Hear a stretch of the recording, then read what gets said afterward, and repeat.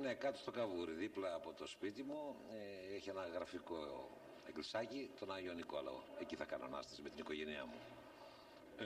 Θα περάσω το Πάσχα με το γιο μου και τη γυναίκα μου στον Άγιο Ανδρέα, στα Πατήσια θα πάω. Είναι η εκκλησία που πήγαινα πιτσιρικάς.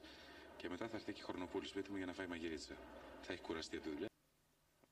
Εγώ θα κάνω ανάσταση όπως κάθε χρόνο στον Άγιο Παντελεήμονα της Μακουφάνας, στη συνοικία μου δηλαδή, με τη γυναίκα μου, τα παιδιά μου και όλη μου την οικογένεια. Φεύγουμε σε λίγο με την οικογένειά μου για να πάμε στους Αγίους Θεοδόρους, στο χωριδάκι που είναι μετά από την Κινέτα. Ελπίζω ότι θα περάσουμε καλά εκεί πέρα, άλλωστε το έχουμε πολύ ανάγκη μέσα από τόση δραστηριότητα να ξεφύγουμε λιγάκι. Μόλις τελειώσουμε την πρόβα που κάνουμε τώρα για τον Αφέλη, που θα παίξουμε το καλοκαίρι με τον κύριο Γεννάκη, θα φύγω για το Λεωνίδιο. Με έχουν καλέσει κάτι φίλοι από τις κάμερες της τηλεοράσεως, κάτι παιδιά. Και θα κάνω μαζί με την οικογένειά μου και με αυτούς Πάσχα εκεί.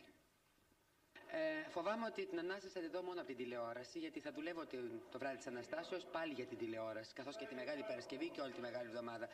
Ευτυχώς θα τη δούμε στη τηλεόραση. Αυτή θα είναι η Ανάστασή μου. Θα τσουγκρίσουμε μέσα στο στούντιο. Εγώ θα κάνω Ανάσταση με τον άντρα μου, την οικογένειά μου, στον Άγιο Σωτήρα, στη γειτονιά μου στην Πλάκα.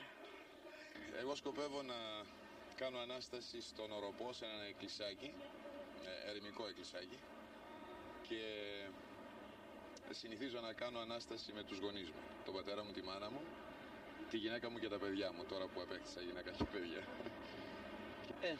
Πού θα κάνω Ανάσταση? Στον Πειραιά, στο πατρικό μου σπίτι.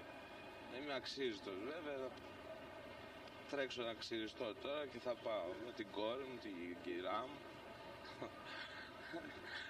Ωραία θα είναι. Είμαι πολύ βιαστική. Φεύγω τώρα, πάω να πάρω την υπόλοιπη παρέα να πάμε στο Ύδρα Beach. Εκεί θα κάνω Ανάσταση. Σαν επίλογο σας δίνουμε μια συμβουλή.